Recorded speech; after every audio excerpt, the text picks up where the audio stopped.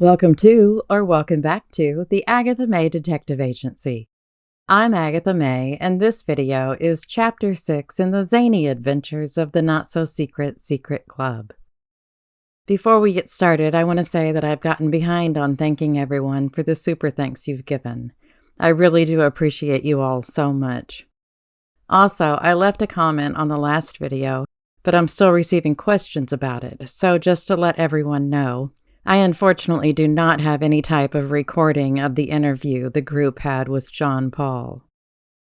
So this Facebook group was supposedly started to explore all sides of the Micah Francis case, but in reality, the group descended into a hate fest for the Francis family, for the protesters, and for anyone who thought differently than they did. We've taken a look at how the group lowered themselves into a cesspool of vitriol, but how did they get there? What, or who, was the compelling force behind it all? Some people have said that I must have a personal rivalry with someone in the group, and that's why I'm calling them out. That's not true. I didn't go looking for this group or even have any idea it existed. Someone messaged me with screenshots. Once I started seeing what the group was about and who was in it, I knew it was something that needed to be exposed. I mentioned in the last video that some members of the group were spreading lies into the other groups that were pro-Micah. I don't know if they knew they were lies at the time, but they didn't bother to fact-check anything either. They were all misled into thinking a certain way about this case. More than anything, when I started this series, I wanted to get it right. I wanted it to be a slow reveal of this group, because what was going on in the little secret group had started in the larger groups. There was a vendetta that was fueled by malice and hate and revenge. Even though the word justice was used, it wasn't about justice, and it certainly wasn't about Micah. So let's get on with Chapter 6. Who's the busiest old biddy? Everyone, meet Spaghetti, or as she's known in the secret little group, Betty. Betty is a footloose and fancy-free gray-haired grandma type. She's not afraid to let down her hair or take out her teeth. She claims she's very close to John Paul Miller and knows all of his misdeeds and all of his dirty little secrets. She knows his life intimately. She knows the Francis family intimately. Whenever someone in the group had a question about John Paul or the Francis family, Betty was there with an answer. What a little know-it-all. Occasionally, she pretended to not know the answer, but I think she was just trying to be tricky. She was ridiculously transparent when she pretended to not recognize a photograph of Micah, though. She claimed to know Micah so well but couldn't recognize a photo of her. People in the group who'd never met Micah could see that it was her, but Betty feigned ignorance. Betty can be a bit of an odd duck sometimes. Betty said she started her first Facebook account to expose the Francis family.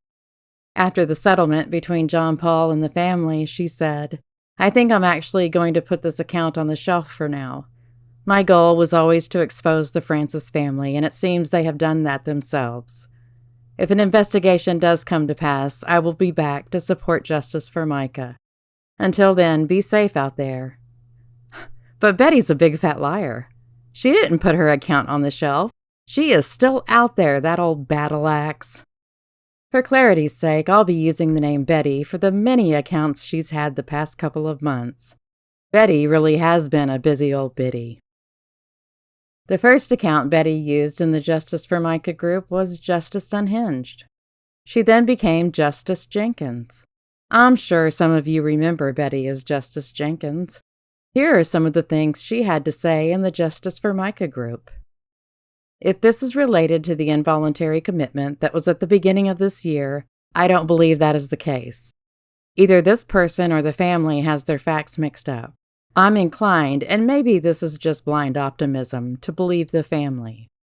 She also wrote, "This doesn't line up with the family story that JP was drugging her and forcing the meds on her. They were actively involved in encouraging her to not take the medication.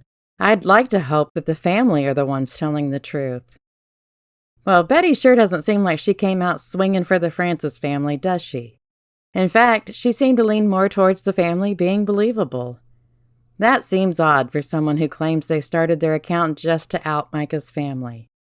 Betty is a sly old thing, isn't she? Betty was also trying to squeeze the group for information and asked, "Can you post this evidence that allows you to be positive she was followed? I would like to submit it to the FBI." "Well, sure, Bets." Just like Russell Long sending a cease and desist letter asking for people to send him all the evidence they had against John Paul. People are going to send you their evidence because they just can't figure out how to give it to the FBI themselves. This is also when Betty began her campaign to discredit Regina Ward, Micah's attorney. Now, a valid question about the cremation is why Regina Ward didn't file an emergency injunction to stop the cremation if the family suspected the cause of death was incorrect. They had 6 days from signing and 3 days from viewing to do this, and both Regina Ward and the family failed to take action. The family I can assign to shock. As far as Regina Ward, I think she's just incompetent. She also wrote, "Let's start asking the real questions. Why didn't Regina Ward file an injunction to stop the cremation? They had 6 days from signing and 3 days from viewing, and no one did anything, despite the father coming out after the cremation, which was weird, but I think just ignorance of their options, to say he saw bruising on her arms when they viewed the body. No one has touched this topic either. Why? Who is Regina Ward really? Take everything about this case and how circumstantial all the evidence is. Regina is nothing more than a deposition bully. She's garbage in open court, and she knows it. Well, Betty's just a regular spitfire. I'll bet she goes out to her local cowboy bar on ladies' night and just rides the heck out of that mechanical bull." And Betty threw out more diversion. JP conned the family into signing the certificate, so it's a moot point. The cremation didn't even happen off schedule. There were 6 days between when the family signed and when the cremation happened. Why didn't they take action during that time if the father saw bruising? The preponderance of evidence is that Micah made a tragic decision because JP made her feel there is no way out. Let's focus our mental energy on finding hard evidence and reliable witnesses to further the FBI investigation before that falls apart. The fact that the father is posting a half a dozen times in one day asking for people to call in tips is a bad sign. Please stop with all the distractions and conspiracy theories so we can focus our collective mental energy on achieving justice. Betty sure seems to be fixated on the number 6. She also wrote, "If you can reply with even one link that isn't hearsay, circumstantial, or a blind conspiracy theory that would prove Micah did not do this to herself, I will walk into the FBI in Columbia personally, delete my account, and you'll never hear from me again, because Micah's justice will be complete." The whole concept that she didn't do this is a conspiracy theory, and until someone brings forward real evidence, I do not consider wild speculation and ruining the lives of uninvolved people in the process to have anything to do with justice. I will continue to focus on encouraging people to bring real evidence of prosecutable crimes that will get JP behind bars. Once that is accomplished, we'll have years to work through every theory under the sun to try and disprove it was self-inflicted. And then with even more deflection and diversion. I, unfortunately, have direct knowledge of an unrelated FBI investigation, and this is actually not a good sign. It means they most likely do not have a strong enough case to proceed, or it means that they've disclosed to the family that they do not intend to open an investigation into the cause of death or police misconduct. Anyone who knows anything needs to submit those tips ASAP before the case ends up being closed. Well, look at Betty trying to be all crafty, trying to point people in the direction that the FBI didn't have a case. Maybe Betty should just stick to crocheting sock puppets for her craft time. Betty, as Justice Jenkins, then morphed into "See, I Told You So." Unfortunately, that account was banned, so there aren't screenshots. But I had an experience with Betty as "See, I Told You So." I made a post asking for people to give me the names of those still attending Solid Rock Church, and Betty took the bait. She just about lost her wig over me even thinking of saying anything about those dear, sweet, lovely church members. Betty as "See, I Told You So" then morphed into "Don't Be So Silly." That account was also banned. Then she became Betty. What I said about not having screenshots of "See, I Told You So" and "Don't Be Silly" wasn't completely accurate because she was in the secret group under those names. By the time Betty had joined the secret group, her campaign against the Francis family, and especially Michael, wasn't nearly as subtle as it had been. She praised the group for not being like the Justice for Micah group. The funny thing is, unlike the other groups, no one here has anything to hide. The group is still primarily of the mind that JP bears some responsibility, but also that certain family members share in the responsibility and shouldn't be free of consequences. Looking at you, Michael. This group is a place to discuss all the facts from all the angles without the insanity and childishness from the Justice for Micah cult members who think the family should be sainted and above questioning. Oh, Betty. Girl, you know the people in that group had something to hide. You had something to hide too. But look how effortlessly Betty directs the group into thinking that they're all just being fair and adult and not at all insane.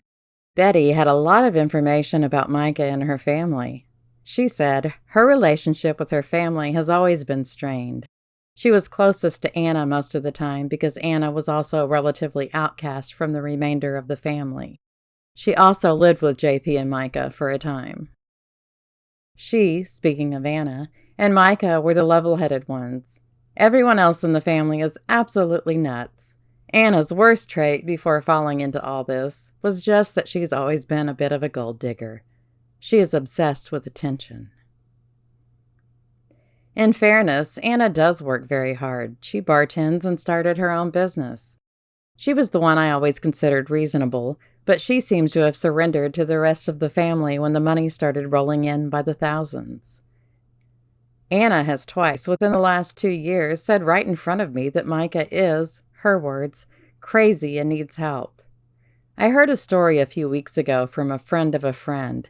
Standard hearsay disclaimer because I don't know the person who heard it directly. That Anna told someone a week prior to Micah passing that she threw a $300 belt she was repairing for Anna's boyfriend out onto the highway while she was driving because God told her it was a serpent sent by Satan himself to spy on her. So all this from Anna is super disappointing. She has been fully consumed by the money and celebrity and has completely abandoned a reality she herself has admitted to numerous times. She dishonors her sister's memory and absolves the parents who were the first to break her by denying her mental health struggles. Especially her POS family, who started all this mess by lying and postulating about conspiracy theories to try and shirk blame for getting her off her meds and away from her doctors. This is all because Michael, Nate, and Sierra don't want to admit to themselves that they are largely responsible for Micah's death. That's all they know how to do. Michael claimed to know JP was bad news all along, but he hopped right up on that pulpit and performed like a trained monkey when JP threw a couple of dollars at his feet. Low intelligence and low integrity are the battermen of the Francis family. How Micah emerged from that chaos, the amazing person she was, confounds me. I'm sure Michael thought he'd convince her to leave under his terms and live off her half of the estate like the leech he is. Looks like the admin in the big group is back to deleting factual posts about the family. I just had one deleted that listed out all of Michael's involvement leading up to Micah's death. Given the OP appears to have blocked me, I'm assuming it was reported to the admin at the same time. Some people just refuse to process the truth. Yeah, that money was spent a month ago. Neither of the parents is employed full-time. The whole family is full of grifters. I tried so hard to warn people, too. Even if I could access that group, they'd have some reason not to apologize. Yikes, Betty! Did you run out of Preparation H or something? Because you seem super butthurt. Betty made sure the group knew how to tell when John Paul was lying and when he wasn't, too. She said this about his interview with Rich McHugh. You can clearly hear the difference between when he's lying and when he's being truthful. Razors, reason for the PI, acting like he doesn't know what hallucinogens are. All lies. But then especially talking about that family, he's almost certainly telling the truth. When he stops lying, he loses that fake, whiny-pitched pulpit voice he does and drops an octave, leans in, and gets very matter-of-fact. He's lying the vast majority of that video, though. So, John Paul was lying through most of the interview, except when he was talking about Micah's family. Fascinating, Betty. Just fascinating. Betty would also talk about what a horrible person John Paul is. She said, "So an important thing to know is that JP is an absolute narcissistic piece of human filth. He's a liar, a serial adulterer, and little more than a con man in the pulpit. While I spend a lot of time calling down the wild conspiracy theories because I believe that justice requires the truth, I will not be sad to see JP lose everything. He also had the most significant role to play in why she took her own life, and I hope he faces consequences somehow. He's the same in real life. He tries to win arguments by quoting scripture and being louder. But people who separate themselves from his sources of influence see him clearly for who he is. A small-time con man posing as a pastor in a church that exists solely for the purpose of profit, regardless of its non-profit designation. I'm not saying Micah didn't have her own issues. I'm acutely aware of them. I'm just telling you, as someone who knows JP and his dirty laundry, he is an objectively bad person. I wish I could say more, but I need to prioritize my anonymity above exposing details. He's such an idiot, and this is why he can't be trusted. He is a pathological liar to the point he can't even stop himself from doing it about things that don't matter, because he's crafted this narrative in his head that he lacks the intelligence and charisma to execute. Also, the lying about the reason for the PI, the razors and the tires, etc. Just to own up to being furious that she was cheating and ask forgiveness. I don't get it. He's a pathological liar and thinks that recall equals intelligence, but he's very dumb and only convinces other dumb people to believe him. I am and always will be against JP. I'm just disgusted by the money grabbing from the family. It's so distasteful. Betty said that John Paul definitely hired prostitutes and that he definitely cheated on Micah multiple times. Betty told the group that John Paul sent inappropriate pictures to random women. She also said that he definitely had Micah followed. Betty, as Justice Jenkins, even knew what kind of trackers were put on Micah's car. The trackers were larger devices with battery packs, according to the mechanic who must have deleted his post.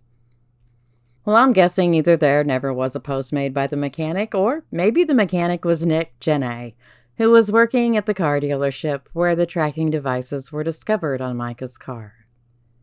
Betty also said that while John Paul didn't murder Micah, she thinks he's responsible for driving her to end her life. And Betty absolutely hates Robbie Harvey. She said things like, "Going to be funny if this ends up tanking his entire platform. He went all in on this case and got zero mainstream exposure. Also doesn't have a foothold on any new cases. If it turns out JP is exonerated, Robbie Harvey is going to be ruined. Not to mention the defamation suits are going to be nuts." Betty also said, "Hey, the Robbie Harvey, do you remember when you said, 'Remember this moment, this exact moment,' when you responded to me trying to tell the world who the Francis family really was? Well, remember that exact moment because I told you so." And then Betty had a list about Robbie Harvey. 1. He has become the primary source of content for this case, as others have either dropped off or been minimized like JLR. So he's getting a ton of exposure, and despite him pointing out certain videos are demonetized, he's getting a ton of shares and new followers, and all of that factors into his overall monetization. That's why he's pushing YouTube so hard. He doesn't care if a few videos aren't monetized because the interactions and subscribers will drive his ad monetization on future topics.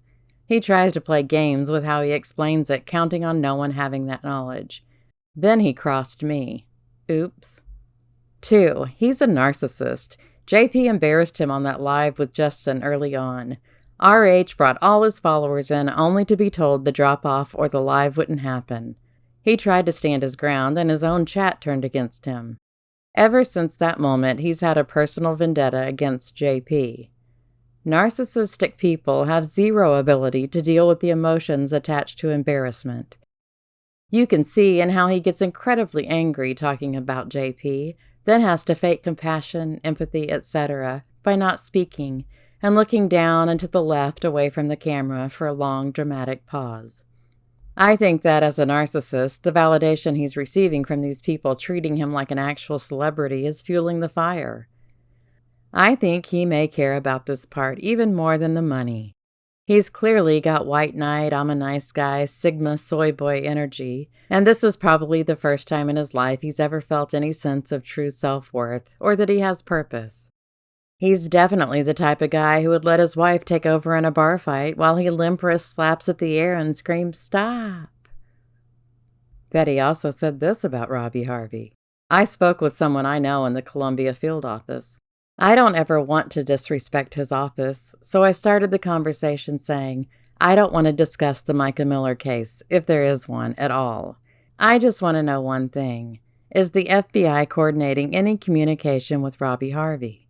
He knew who RH is. He is apparently a running joke there, and the only communication RH has ever had with the FBI is via the tip submission line, and possibly a press attaché who would have given him generic, read-from-a-manual answers. LMAO. Oh, Betty, you salty bitch. She just isn't holding back. She sounds like a little scrapper, doesn't she? Speaking of Robbie Harvey, you know that strange call he received from Katie, and then from Becky from the block? Betty has knowledge of spoof numbers. She wrote this in the secret group. The service I use for U.S. spoof numbers is down right now, and they, meaning Facebook, have 5 of my accounts in timeout presently. I'm going to change my name and profile pic and try to infiltrate some of the other groups for the time being. Hopefully it'll be back online tonight. You will be able to see what my name is here. Betty really did have trouble keeping her accounts. She wrote, somewhat unlikely I'll rejoin the Justice for Micah group anytime soon. For one, it's draining anyway, but they've got a little hit squad watching the recently joined, and they report bomb my accounts within hours, sometimes minutes. A few of my accounts now require a government ID to unlock, which isn't happening. I submitted to get Justice Jenkins unlocked last night. If nothing else works, I'll try another burner, but they've been watching the recently joined list and report bombing me. Because the reports come in while the account is brand new, it throws it into the verification process almost immediately. Isn't it so cute how Betty puts the blame on other people for her accounts getting banned? It has absolutely nothing to do with what she's doing, I'm sure. Betty talked about the phone call between DJ and John Paul. I'm conflicted about this being released. On the one hand, it shows that Micah had her sins to bear. But on the other hand, it really doesn't sound like it went all that far. It sounds like a woman who wasn't being loved at home, seeking that feeling in the wrong places. DJ sounded as respectful and repentant as could possibly be expected. The only thing this really does, and the reason I'm conflicted, is it shows JP addressing it calmly in direct counter to Robbie Harvey's assertions that he spiraled into a jealous rage and lost control of himself. So, Betty has now said that John Paul was both furious about DJ and Micah, but also that he addressed it calmly. Make up your mind, woman. It almost sounds like that phone call was a setup, and the video was released on purpose, just to show how calmly John Paul remained. I don't mean it was a fake call, it was a real call. I just think John Paul played a role on it rather than being his true self. Also, just as a reminder, since it seems like Betty forgot that Micah had already left John Paul, she wasn't out seeking anything she wasn't getting at home. Betty's probably just a bit forgetful, which happens to women of her age. Betty had things to say about the settlement between John Paul Miller and the Francis family, too. It's nice to feel vindicated sometimes. Almost since day one, my primary mission has been to draw attention to the part the Francis family played in all of this. It may not be a clear-cut victory, but for me, this proves that Micah was never anything but a payday to them. If they truly believed JP was responsible, they never would have accepted such a paltry settlement. Tack onto that, as I said the second she announced herself, Regina Ward is worthless in court and was always going to settle. She was out of her league. And the win-win is that in addition to cutting off a continued supply of money to the Francis family, if JP was in some way responsible for her death, he can still face repercussions from the criminal side of things. Any settlement shy of half his estate has to be considered a win, I would think. If the family agreed to a gag order, which I'm going to go ahead and assume is part of this, it shows that they were only ever in it for the money. If I lost a family member and I truly thought the person responsible was walking free, there is no amount of money you could offer me to shut up. So either they never believed their own BS or they were in it for the money. Either way is a win for JP. I just hate that all this but guarantees Michael and Sierra will never face any consequences for their part in Micah's death. $135,000. Micah wasn't even worth the price of a mobile home to them. When asked how she knew how much the settlement was for, Betty wrote, "First place I saw it was on Kyler's page, but I saw somewhere someone said it was leaked on the family side. They weren't all happy with the settlement." Well, I wonder where Betty saw that it was leaked on the family side, because during the press conference after the settlement, it seemed like Regina Ward might have thought the leak was from John Paul's side. The family was never in it for justice. They wanted a payday. Now they're willing to trade justice for their loved ones for a few shekels. Low-life gypsies, the lot of them. Imagine putting a price tag on the life and legacy of your daughter or sister. If they believed a word of the nonsense they put out, they never would have taken a settlement. I hope that JP has to pay their legal fees, and as a result they become public record. We all know there's no way they accounted for $70,000, and the whole world will see they pocketed $10,000s of dollars of donations. It's a family full of grifters and gold diggers. This outcome was predictable. There are a lot of people talking around town about this, and I've heard a couple of times that Regina's billables were under $40,000. There is some confusion as to whether those fees were taken from the settlement or paid to her directly from the donations. Either way, best case scenario, they pocketed north of $30,000 in donations. It's disgusting. The IRS is going to have a field day. I offered to get them set up with someone who would open an escrow account for them pro bono and was 100% ignored. I offered to donate $500 and then raised it to $1,000 if they would post the billables from Regina Ward, and they acknowledged seeing it, but still no action. Just calling it an attack on the family. They then put out a video that was entirely about themselves and not Micah in response to me, but refuted nothing. So no, you'll get no real answers from those grifters. They showed the only justice they're interested in is the kind that keeps free money flowing into their pockets. Okay, maybe Betty needs something more than butt cream, because she is just filled to the brim with hate for the Francis family, isn't she? Maybe Betty needs a vacation. She can go relax on a beach in the Bahamas and sip Mai Tais and let the ocean breeze blow all that anger out of her wrinkle flaps. And even though she misspelled it, I do appreciate her use of the word shekels. It's nice she seasoned her rant with a word from the Bible. Amen, Sister Betty. Amen. Unfortunately, Betty wasn't able to attend the interview that the group had with John Paul. First, she said, Google didn't like my burner Gmail ratting through a VPN for some reason, so I was going to miss it anyway. Well, Betty is so tech-savvy for an older lady, even though what she said doesn't really make sense. I guess she realized that too, and then she changed the reason for not being able to make it to, I'm going to be traveling most of the day tomorrow, so probably won't be able to watch.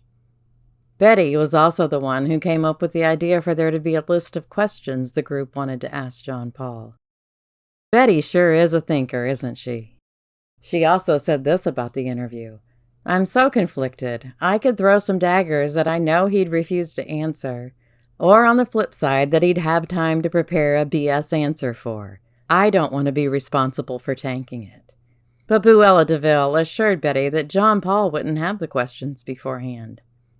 So just who is Betty? Why is she so passionate in her hate for the Francis family? Why does she blame them for Micah's death? Why does she hate Robbie Harvey? Why is she so protective of Solid Rock Church? Who does Betty remind me of? Oh, I know. John Paul Miller. Justice Unhinged. Justice Jenkins. See, I told you so. Don't be so silly. And finally, Betty Stewart. Please keep in mind that this is merely my opinion, and I'm not stating it as fact that Betty is John Paul, but here are some reasons that I think she is. Recently, Betty responded to someone accusing her of being John Paul with, "Anyone that has 2 brain cells left can see that my speech and typing patterns are completely different from JP. You're just a low-intellect troll." So once again, Betty John is trying to control the narrative and make people believe they're stupid if they believe she's John Paul. But it seems that John Paul couldn't help but let his own speech and typing patterns slip out once in a while. Betty made a comment once that she couldn't access the talk at the moment. The only other person I've heard say the talk instead of TikTok was John Paul. Betty often uses IIRC in her writing, which isn't common. It stands for if I recall correctly. John Paul also uses that phrase when speaking. Betty likes to call people idiots, and John Paul has done the same in videos. It's strange that Betty said that John Paul is a piece of filth and she wants him to pay for what he's done. But when she talks about the phone call with DJ, she said, "The only thing this really does, and the reason I'm conflicted, is it shows JP addressing it calmly in direct counter to Robbie Harvey's assertions that he spiraled into a jealous rage and lost control of himself. Why would Betty be glad that it showed JP in a good light? Why would she care about showing Robbie Harvey to be wrong?" Betty couldn't attend the interview with John Paul. Was it because of her VPN, because she was traveling, or because she is John Paul? Betty actually left comments in the group right up to the time the interview began. Maybe she started traveling a minute after it started. Betty was the one who suggested the group put together a list of questions before the interview. If Betty is John Paul, that would ensure he could be prepared for the questions he was going to have thrown at him. I'll bet he thought it was hilarious that Buella reassured him that John Paul wouldn't have access to the questions beforehand. Much like John Paul, Betty absolutely hates Robbie Harvey. In fact, Betty is still commenting on Robbie Harvey's post about John Paul. If Betty truly had only created her account to expose the Francis family, why is she still trying to irritate Robbie Harvey? Betty never liked or reacted to anyone's comments, and that fits in exactly with a narcissistic personality. Betty said she felt vindicated by the settlement. It seems odd that a friend of John Paul's would feel so strongly against the Francis family that he or she would feel vindicated. It's also strange that Betty was so protective of the church, but also wrote that, "I've been helping people get free from Solid Rock for 15 years. Well, Betty, you conflicted little minx. I've spoken with people who know John Paul. They said that the only people who would know some of the things that Betty talked about would either be John Paul, Mark Kaufman, or Trisha Ross. The manner of speech and writing style is definitely not our little Trisha Rita. And I've been shown texts from Mark Kaufman, and it's definitely not his writing style either. His writing is not nearly as sharp as Betty's, nor is it as intelligently written. I've been told that Mark is also much more passive-aggressive than John Paul, too. I don't think Mark Kaufman would have made 5 different accounts and made that kind of effort to stick up for John Paul or to tear down Micah's family. My opinion is that Betty is John Paul. He has been in the group since the beginning, planting seeds of doubt, saturating comment sections with hate, swaying the vote, as it were. He's been slowly convincing some people that the Francis family is evil. He makes it a point to say that he's not on social media and that he doesn't follow the case, but he always seems to know what's happening with it. He puts on this aw shucks persona when it comes to technology and acts like he'd never even seen TikTok and didn't know how it worked. I think he was a little over the top with it, though, and it was actually kind of embarrassing to watch. I don't know of any 45-year-old comic nerd who doesn't know how technology works, especially to the point of not knowing how something as simple as TikTok works. While Betty did talk about how horrible John Paul is, I think that was partly to throw suspicion off of Betty. But I also think it was a confessional for John Paul.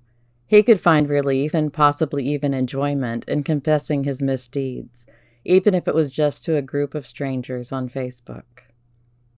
I think when Betty said this about John Paul, He's very dumb and only convinces other dumb people to believe him. She meant part of it. But if Betty really knew John Paul and was really being honest about him, she would never say that he was very dumb, because he's not. I do think she was laughing at the secret group when she said that he convinces other dumb people to believe him, though. Yes, I think the secret group was entirely taken in by John Paul Miller. Out of the thousands of people in the Justice for Micah group, he found a handful of people who were gullible enough to be coerced. My opinion is that he led them down a dark path to the dark, oppressive place in his mind where his hatred lives. His hatred for the Francis family, his hatred for Robbie Harvey, his hatred for the protesters, and for anyone else who threatens his church. Betty would praise the group members when they agreed with her, and they began to look for her opinion more and more. It ended with them praising John Paul after the interview and not knowing that they were led there. I'd like to lend those in the secret group some grace and say that they were duped by Betty John because they're simply naive. But there were thousands of others who weren't duped. There were others who didn't say vile things about the Francis family just because someone led them to those thoughts.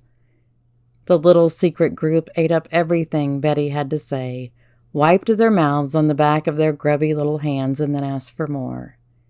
They devoured it and then regurgitated it to anyone who would listen. If they didn't have the tendency to be the people they became in that group, I don't think they would have been swayed by John Paul. So why were they so easily suckered? Was it just because they wanted to fit into a group so badly? Would they compromise their morals to be one of the gang? When we look at cult leaders and wonder why anyone would follow them, I think we can look to this small, tiny group on Facebook and find out that answer. John Paul doesn't like to be called a cult leader. But if he really is Betty in this instance, I think he needs to own the title. So let's pretend that Betty really isn't John Paul, but rather is just someone who knows him very well. Have they reported what they know about him to any authorities? If not, that would mean that they really don't think that he needs to face consequences for his actions. Someone with the username See I Told You So Again left a comment on my YouTube channel that read, "I'm the one you're all here to see. Ask me anything and ruin Agatha's next video." There was also a threat left on my YouTube channel by someone with the username Justified Avenger that read, "You need to be careful going forward. You don't know who you're dealing with." One of John Paul's goblins claimed that I was a schoolteacher in Virginia and even included her and other staff members at the school in an email that was threatening to report her to federal authorities for online harassment. They were convinced that I was her. I am not. This is the type of person who is in that little secret group, the kind to hear something and not bother to look for information that backs it up. They didn't seem to care about the actual truth. They found something that fit their agenda and ran with it. So we are still standing for justice for Micah. We won't back down. I'm going to start talking about cases other than Micah's. I'm still going to post about hers, but it's time to start branching out and fighting for justice for other victims too. And at times, the videos will just be about a good story. Thank you so much for watching and for being so patient through this series. Until next time, stay safe and be happy.